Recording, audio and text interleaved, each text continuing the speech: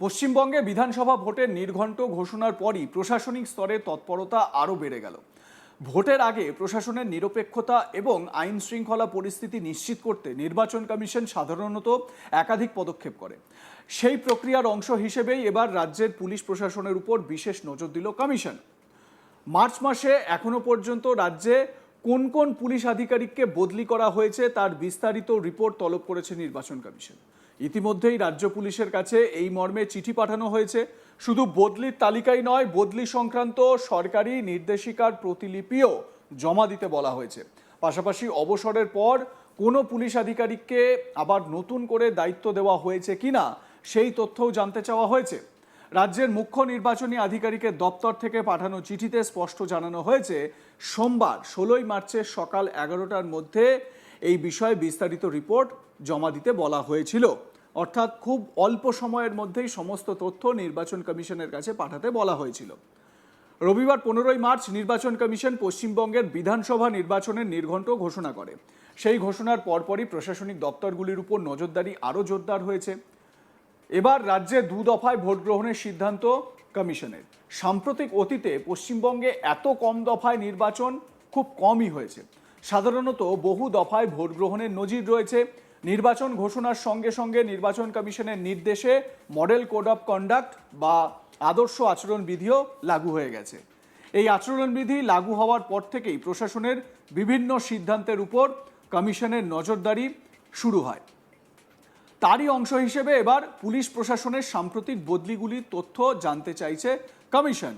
মানে সোজা বাংলায় যদি বলি, মমতা বন্দ্যোপাধ্যায় কাকে কোন পদে বদলি করেছেন, কাকে কোথায় সরিয়েছেন, সেই বিষয়গুলো সম্পর্কে জানতে চাওয়া হয়েছে কমিশনের তরফে। একটা উদাহরণ দিই, কলকাতার কমিশনার পদ থেকে মনোজ ভার্মাকে সরিয়ে সেখানে সুপ্রতিম সরকারকে যে কমিশনার করা হয়েছে, এই বিষয়টাও মানে হয়েছিল, সেই বিষয়টাও কিন্তু কমিশন জানতে পেরেছে। সেই বিষয়টাও কমিশনের কাছে চলে গিয়েছে। এবারে আপনাদের বলে রাখি, এই সুপ্রতিম সরকারকেও কলকাতার পুলিশ কমিশনার পদ থেকে সরিয়ে দেওয়া হয়েছে আগে। হ্যাঁ, আপনারা অলরেডি আজ তাক বাংলায় দেখেছেন যে প্রশাসনিক পদে রদবদল করা হয়েছে, আইপিএসদের রদবদল করা হয়েছে। যেরকম ডিজিপি, রাজ্য পুলিশের শীর্ষ আধিকারিক যিনি বা শীর্ষ অফিসার যিনি, সেই ডিরেক্টর জেনারেল অফ পুলিশ, তাকে সরানো হয়েছে। পীযূষ পাণ্ডের বদলে সিদ্ধিনাথ গুপ্তাকে করা হয়েছে। তার পাশাপাশি কমিশনার, কলকাতার পুলিশ কমিশনার সুপ্রতিম সরকারকে সরিয়ে সেখানে অজয় নন্দাকে পুলিশ কমিশনার করা হয়েছে। এছাড়াও যেটা এই মুহূর্তে আপনাদের দেখাচ্ছি, কমিশনের নির্দেশিকায় যে রদবদল করা হয়েছে, নতুন মুখ্য সচিব নন্দিনী চক্রবর্তীকে সরিয়ে দুষ্যন্ত নারিয়ালাকে মুখ্য সচিব করা হয়েছে, তার ছবি দেখালাম। স্বরাষ্ট্র সচিব জগদীশ প্রসাদ মিনা, স্বরাষ্ট্র সচিব, তাকে সরিয়ে দেওয়া হয়েছে এবং তার জায়গায় নতুন স্বরাষ্ট্র সচিব সংঘমিত্রা ঘোষ। নন্দিনী চক্রবর্তী মুখ্য সচিব, তাকে সরানো হয়েছে, সেই ছবি দেখতে পাচ্ছেন। নন্দিনী চক্রবর্তীকে সরিয়ে সংঘমিত্রা ঘোষ নতুন স্বরাষ্ট্র সচিব করা হয়েছে তাকে, এবং নন্দিনী চক্রবর্তীর জায়গায় আনা হয়েছে নতুন মুখ্য সচিব হিসেবে দুষ্যন্ত নারিয়ালাকে। এ বিষয়ে আমার সহকর্মী সুজয় ঘোষ তার প্রতিবেদনে কি জানাচ্ছেন, আসুন দেখে নেওয়া যাক। মার্চ মাসের মধ্যে 28শে ফেব্রুয়ারি পর্যন্ত এখনো পর্যন্ত পুলিশের যে রদবদল হয়েছে, কোন কোন পুলিশ আধিকারিক রদবদল করা হয়েছে, এবার আমরা যখন দেখলাম যে নির্বাচন নির্ঘণ্ট প্রকাশ হওয়ার পর এবার নির্বাচন কমিশন সরাসরি নবান্নকে একেবারে চিঠি দিয়ে তারা জানতে চাইলো যে এখনো পর্যন্ত মার্চ মাস পর্যন্ত কোন কোন পুলিশ আধিকারিক, কোন কোন পুলিশ অফিসার তাদের এখনো পর্যন্ত রাজ্য সরকার বা নবান্ন তাদেরকে বদল করেছে, সেই ব্যাপারে সোমবার সকাল 11টার মধ্যে সেই রিপোর্ট নির্বাচন কমিশনকে দিতে হবে। আমরা জানি যে ইতিমধ্যেই কিন্তু নির্বাচন ঘোষণা হয়েছে এবং যে থেকে নির্বাচন ঘোষণা হয়েছে নির্বাচন আচরণবিধি লাগু হয়েছে এবং এই নির্বাচনী কোড অফ কন্ডাক্ট চালু হওয়ার পর আমরা দেখেছি যে এর আগে নির্বাচন কমিশন একাধিকবার নবান্নে চিঠি পাঠিয়েছে এবং সেখানে চিঠি পাঠিয়ে নির্বাচন কমিশনের তরফ থেকে একেবারে স্পষ্ট করে বলা হয়েছে যে এটা কমিশনের তরফ থেকে স্পষ্ট করে বলা হচ্ছে 3 বছরের বেশি পদে থাকা সমস্ত পুলিশ আধিকারিকদের যে রুল আছে সেই রুল মেনে তাদেরকে বদলি করতে হবে। এবং এখনো পর্যন্ত গোটা রাজ্যে কতজন পুলিশ আধিকারিককে কোন পদে ছিলেন, তাকে কোন পদে আনা হয়েছে, সেই ব্যাপারে সামগ্রিক রিপোর্ট আজ সোমবার সকাল 11টার মধ্যে নির্বাচন কমিশনের দপ্তরে এই রিপোর্ট চেয়ে পাঠানো হয়েছে।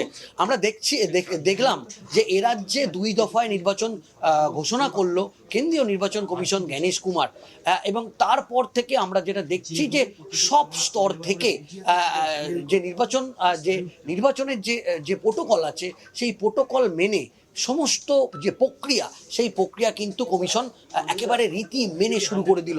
আমরা জানি যে নির্বাচন ঘোষণা হবার পর সর্বোচ্চ 28 দিন একটি কুলিং পিরিয়ড, একটা সময়, সেই সময়ও কিন্তু কমিশনের তরফ থেকে বরাদ্দ করা হয় এবং সেই 28 দিন যে কুলিং পিরিয়ড থাকে সেই 28 দিন কুলিং পিরিয়ডের মধ্যে বলা যেতে পারে মনোনয়নপত্র জমা দেয়া, মনোনয়ন প্রত্যাহার থেকে শুরু করে সমস্ত কিছু স্কুটিনি যে পর্বগুলো, সেই পর্বগুলো যেরকমভাবে রীতি মেনে শুরু হয়ে যায় ঠিক সেইভাবেই একেবারে নবান্নকে চিঠি পাঠালো নির্বাচন কমিশন এবং সেই চিঠিতে স্পষ্ট করে বলা হলো এখনো পর্যন্ত 28শে ফেব্রুয়ারি পর থেকে মার্চ মাস পর্যন্ত কোন কোন পুলিশ আধিকারিককে এবং কোন কোন থানার অফিসারকে ওসি আইসিদের বদল করা হয়েছে সেই ব্যাপারে একটি সামগ্রিক রিপোর্ট আজকে 11টার মধ্যে জমা দিতে নির্দেশ দেওয়া হয়েছে। অন্যদিকে এটাও যে কমিশন যে চিঠি দিয়েছে সেই চিঠির মধ্যে আরেকটি বিষয় স্পষ্ট করা হয়েছে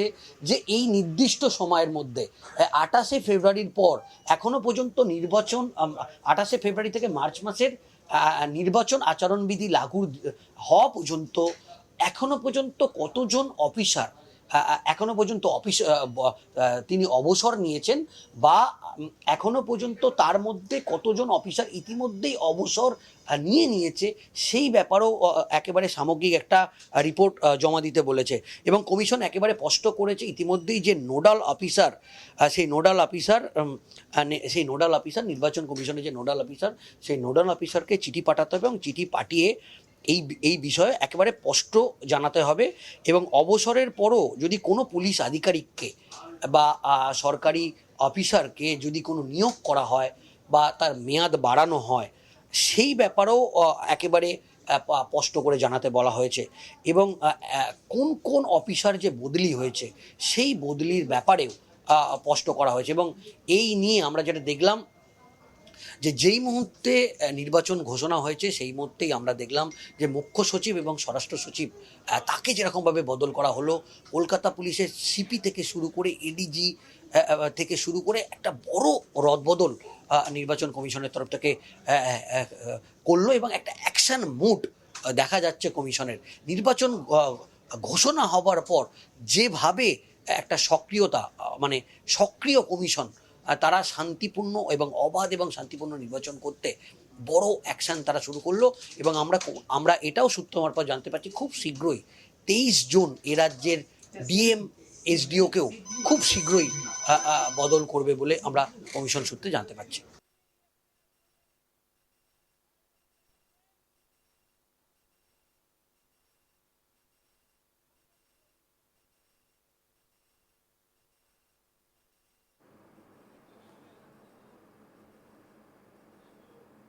লাইক কমেন্ট শেয়ার করে আপনাদের মতামত জানাতে ভুলবেন না। দেখতে থাকুন আজ তাক বাংলা, সাবস্ক্রাইব করুন আমাদের ইউটিউব চ্যানেলটি।